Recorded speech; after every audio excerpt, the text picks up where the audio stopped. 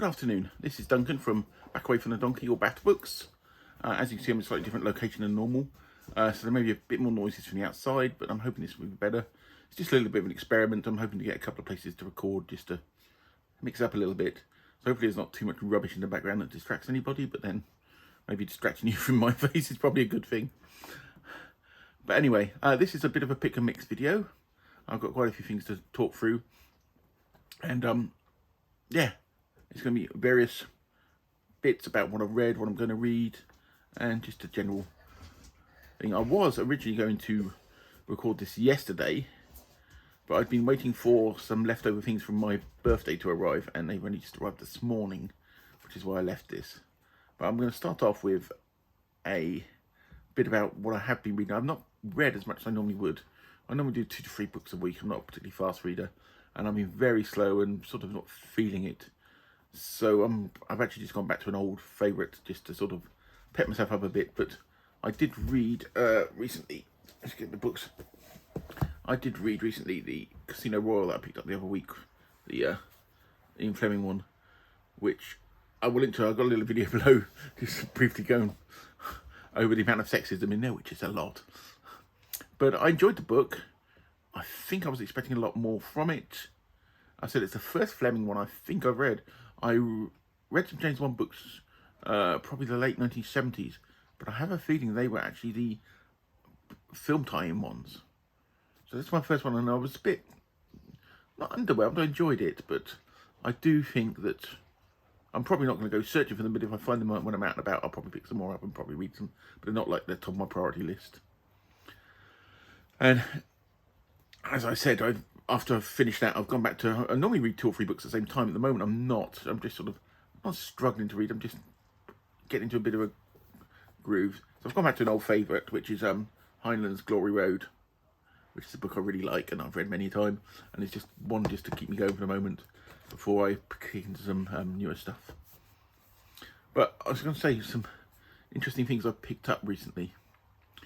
If you looked at a video I did a few weeks ago, I picked up some Ian Banks.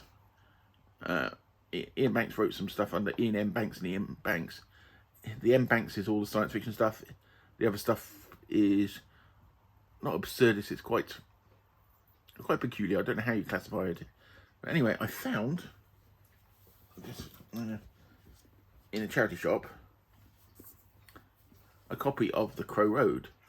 I used to have The Crow Road, and I read it because it's really good.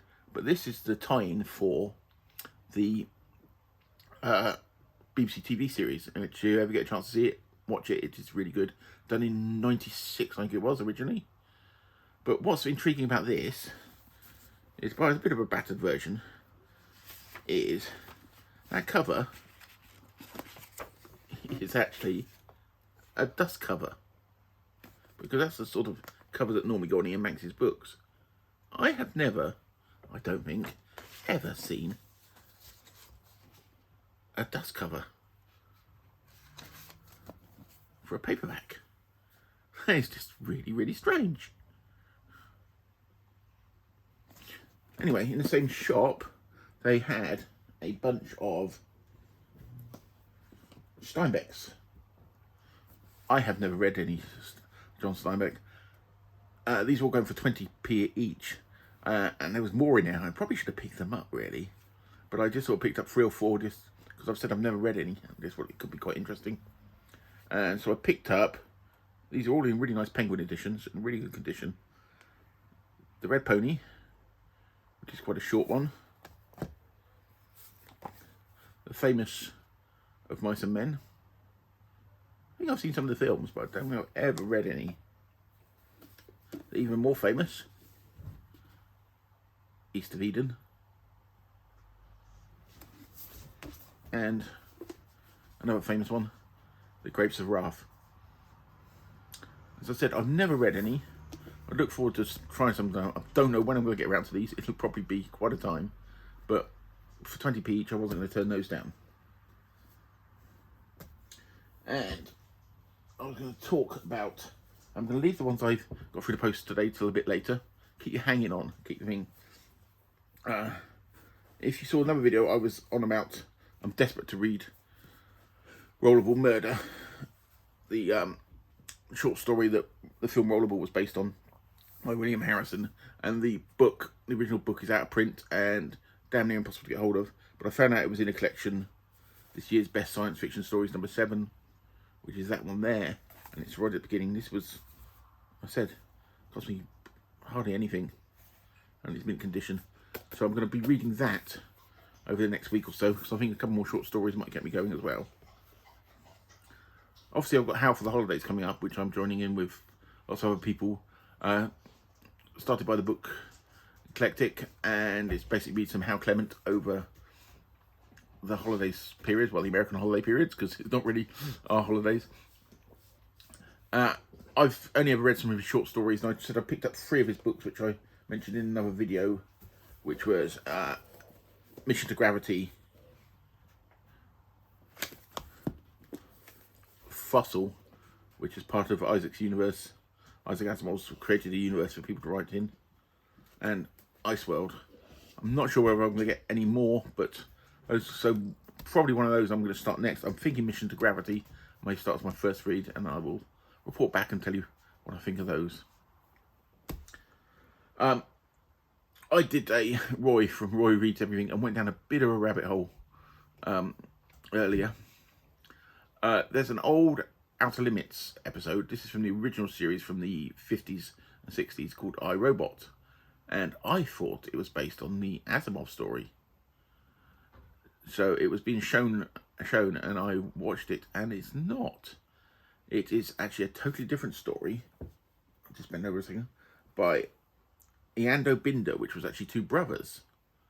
And they wrote this story, some Adam Link stories about robots. And one of them was called I, Robot. And it was written in 1930, which was 20 years before I, Robot was published. And apparently, from a little bit of my digging, the title I, Robot was suggested by Asimov's publisher, and which I think he stole basically from this. So I went in search of some of these Adam Link stuffs and the I, Robot stories, and the stories around them, and they're obviously out of print, as these things are. I found some on Kindle, which is really cheap. I worry about these sort of collections though, because my experience with them on Kindle is the editing is non-existent, so you get errors and what have you on them, but as it's my only way to read them, I've got to look at them, and they were very cheap. But yeah, I'm very skeptical about how they put some of these collections together on Kindle, and it's like editing and goes out totally out of the window. So that was those. So I'm going to be exploring those over the next few weeks, hopefully, and I will probably go down some rabbit hole and make a video about them. Just to say that I am still working on my Robert Sheckley video that I was on doing, because I've gone down rabbit holes with that one as well, and the video is actually taking me a lot longer to put together than I was planning. It's almost going to be end up being a biography of Robert Sheckley. But yeah, what I got today was some remnants of stuff from my birthday that I've been waiting for, Blackwell's, and these are from the British Library. The first one is Lost Mars, which is a collection of short stories all about Mars from the history there, all put together by Mike Ashley, who does a lot of the stuff for the British Library. I've got one on the moon. There's about 8 or 9 of these short story collections published by the British Library, and they are all excellent. I would like to get them all, because a lot of the stories aren't ones that you see around normally.